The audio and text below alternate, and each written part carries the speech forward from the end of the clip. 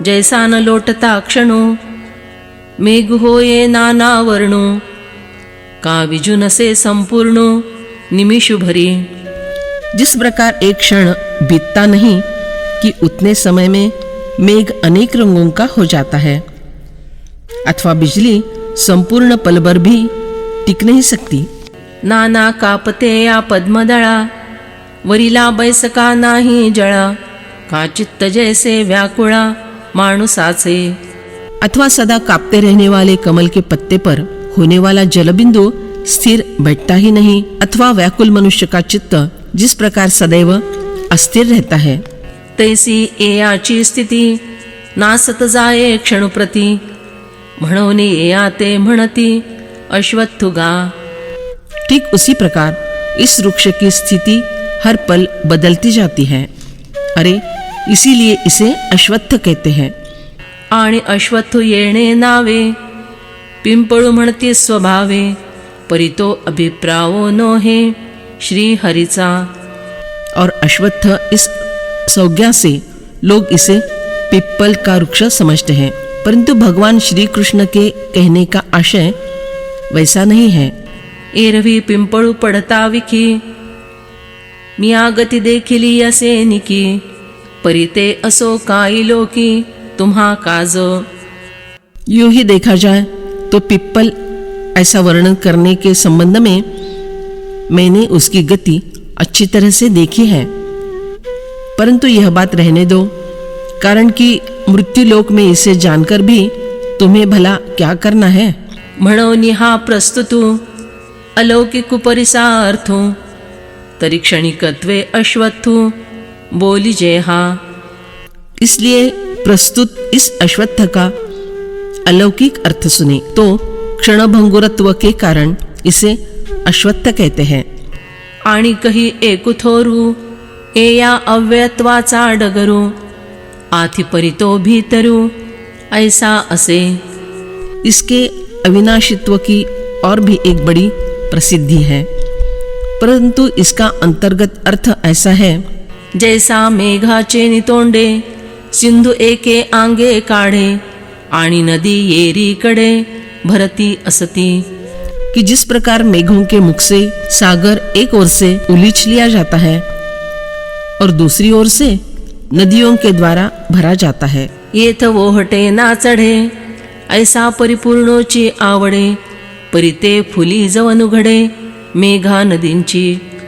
इसीलिए यह सागर न कभी घटता ही है और न कभी बढ़ता ही है, इस प्रकार का परिपूर्ण भरा हुआ सा लगता है, परंतु जब तक मेघों की और नदियों की सागर के साथ होने वाली गांठ उलझती नहीं, समझ में नहीं आती, तब तक ही वह परिपूर्ण सा लगता है।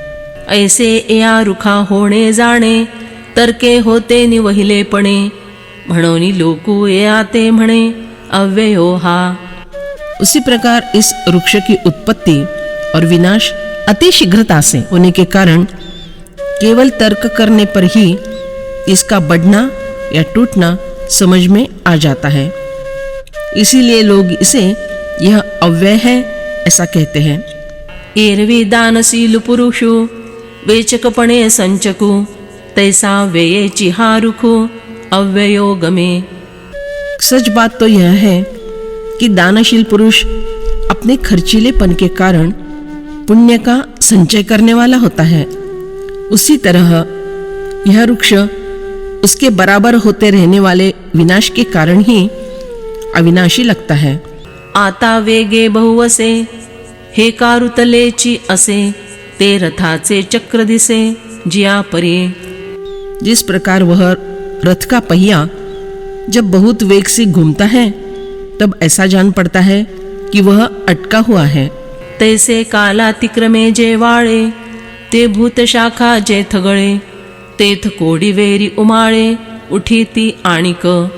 उसी प्रकार काल की मर्यादा समाप्त होने से जो कोई भूत रूपी शाखा सूख कर गिर जाती है और वह शाखा जहाँ से गिरती है वहाँ करोड़ों अंकुर फूटते हैं।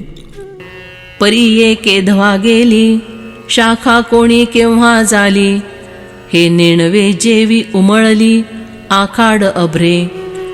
परंतु इस बात का पता नहीं चलता कि यह शाखा कब नष्ट हो गई और कौन सी शाखा कब उत्पन्न हुई। यह उसी प्रकार होता है जिस प्रकार आषाढ़ महीने में उदित हुए मेघों में से कौन सा मेघ कब आया और कौन सा कब चला गया, यह बात समझ में नहीं आती। महाकल्पाच्या सेवटी प्रगटिया उन्मळती सृष्टी, तैसेची आणखी दांगवठी सासिनले। प्रकट हुई सब सृष्टियां महाकल्प के अंत में उखड़कर नष्ट हो जाती हैं।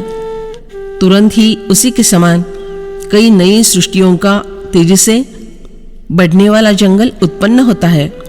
संहार वाते प्रचंडे पडती प्रलयांती सालडे, तव कल्पादी जुंबाडे पाल्हे जती। प्रलय के अंत में सनसनाती प्रलय वायु से इस वृक्ष की टहनियां छटकर गिर जाती हैं। तब कल्प के आरंभ में शाखाएं और पत्तियां, इनके समुदाय विस्तारित होते हैं। रिगे मनवंतर मनु पुढे वंशावरी वंशाचे मांदोडे, जैसी युक्षुरुद्धि कांडे जिंके जेवी। एक मनु का काल समाप्त होकर दूसरे मनु का काल उसी प्रकार शुरू होता है जिस प्रकार बांस के एक मुट्ठे के बाद दूसरा मुट्ठा बढ़ता है, अथवा जिस प्रकार एक कांड को पीछे छोड़कर उख का दूसरा कांड बढ़ता है। कलियुगांती कोरडी चहुयुगांची डाले सांडी, तव कृतायुगाची देवडी पडे पुडती।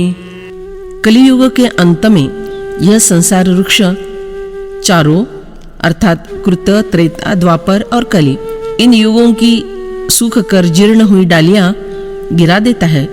तब कृतयुग की और भी बड़ी डाली फिर से उत्पन्न होती है। वर्तते वर्ष जाये पुढिला मूळ हारी होये, दिसू जातुकी येतु आहे हे चोजवेना। प्रचलित वर्ष समाप्त होता है, वह अगले वर्ष का निमंत्रण देने वाला बनता है।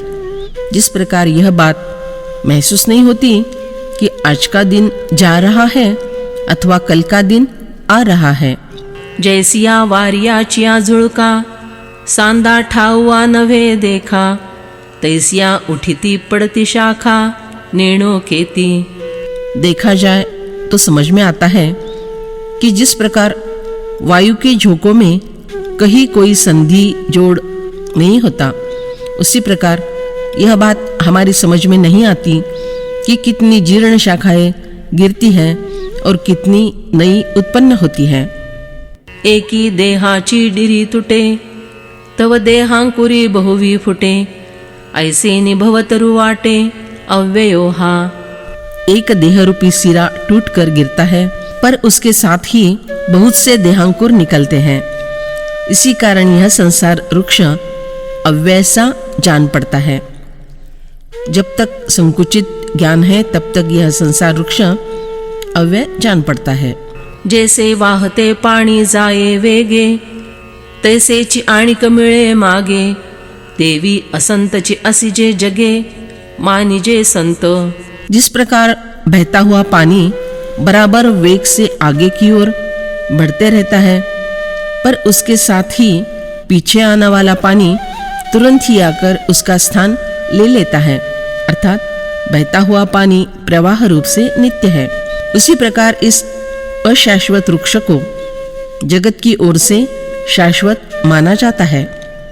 काला गौनी डोळा उघडे, तव कोडीवरी घडे मोडे, ते नेणता तरंगु आवडे नित्यु ऐसा। अथवा आंख बंद करके खोलने में जितना समय लगता है, उतने समय में करोड़ों बार उत्पत्ति विनाश होते हैं। यह बात समझ में न आने से तरंग नित्य सा लगता है। नाना वायसु एके बुबुळे, दोन्ही कडे चाळी डोळे, दोन्ही आथी ऐसे केले भ्रमे जगा। अथवा कौवा अपनी एक ही पुतली दोनों आंखों में घुमाकर देखता है। उसका इस प्रकार पुतली को घुमाना लोगों को भ्रम में डाल देता है और लोग समझते हैं कि कौवे की दोनों पुतलियां होती है। पै भिंगोरी निधिये पडिली, गमे भूमी सिजडली, ऐसा वेगाति सो भूली, हेतु होए। जब जोर से घूमने वाली गिरगिरी जमीन पर गिरने पर घूमती रहती है, तब देखने वाले को लगता है कि वह जमीन से चिपक गई है और स्थिर है। इस प्रकार अधिक वेग ही भ्रांति का कारण बन जाता है।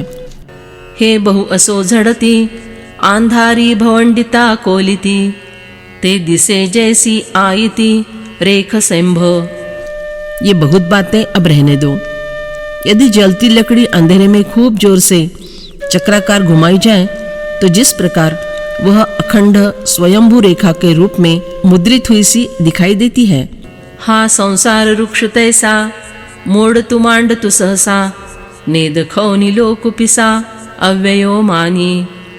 उसी प्रकार यह संसार वृक्ष एकदम नष्ट होता है और उत्पन्न भी होता है। यह बात ध्यान में न आने से अज्ञानी लोग इसे अव्यय मानते हैं। पर्यायाचा वेगु देखे, जो हा क्षणुक ऐसा ओळखे, जाणे कोडी वेळ निमिखे, होतु जातू। परंतु जो पुरुष इस वृक्ष के उत्पत्ति विनाश के वेग को समझ लेता है, इस वृक्ष की क्षणभंगुरता पहचान लेता है, एक निमिष भर में इस वृक्ष में होने वाली उथल पुथल को जानता है, आणि वेदीची जिये छंदे, गायत्र्यादि जिये विद्गदे, जे बोलिले गोविंदे, तरुसिया। और वेद में जो गायत्री आदि छंद है, उसी के द्वारा जिस चतुराई से भगवान श्री कृष्ण इस संसार वृक्ष के बारे में जो कहते हैं कि उष्णीक छंद अनुष्टुप, बृहती छंद तृष्टुप, असो नाना छंदी अमूप, क्रिया जात। उष्णिक छंद, अनुष्टुप छंद, बृहती छंद, तृष्टुप छंद, इस प्रकार के बहुतेरे विविध छंदों द्वारा समस्त क्रियाओं का वर्णन किया है कि नाही अज्ञान वाचो निमूळ, एयासिले पण टवाळ, ऐसे झाडची सिनाळ, देखिले जेणे। अज्ञान यही एक इस संसार वृक्ष का मूल है। इसका अस्तित्व अनित्य है। इस प्रकार के क्षणिक वृक्ष को जिसने जान लिया है, ते आते मी गा पांडुसुता, सर्वज्ञ ही म्हणे जाणता, पै वाग्ब्रह्म सिद्धांता, वंद्युतोची। अरे अर्जुन, सर्वज्ञ ऐसा मैं भी उसे ज्ञाता कहता हूँ और वेद वचनों के अनुसार वही वंदनीय है। अर्जुना तोच वेदवितू, तोच पढिनला बहुतू, जो हा जाणे वृत्तांतू भवतरुचा। हे अर्जुन, वही वेद जानने वाला और वही खूब अध्ययन किया हुआ है जो इस संसार वृक्ष की हकीकत जानता है। योग जाताचे जोडले, ते आसी उपेगा गेले, किंबहुना जियाले, ज्ञान ही तेणे। संपूर्ण योग साधना से जो पुण्यफल प्राप्त हुआ, वह सारा उसे ज्ञान प्राप्त कर लेने के लिए उपयोग में आया। बहुत क्या कहे, उल्टा यह कहना ठीक होगा कि ज्ञान भी उसी के कारण जीवित रहा है। असो हे बहु बोलणे, वाणी जैलतो कवणे, जे भवरुखु हा जाणे, उखी ऐसी। अब ये बहुत बातें हो चुकी है। अस्तु, इस संसार वृक्ष का वर्णन भला किसके द्वारा किया जा सकता है, क्योंकि यह अनित्य है। यही इसके बारे में विश्वास दिलाने वाली बात है।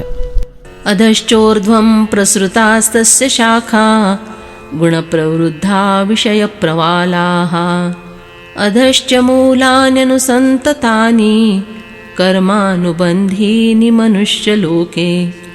उस संसार वृक्ष की गुणों सत्व, रज और तम के द्वारा बढ़ी हुई तथा विषय रूप कोपलों वाली शाखाएं नीचे अर्थात मध्य में और ऊपर सब जगह फैली हुई है। मनुष्य लोक में कर्मों के अनुसार बांधने वाले मूल भी नीचे, मध्य में और ऊपर सभी लोकों में व्याप्त हो रहे हैं।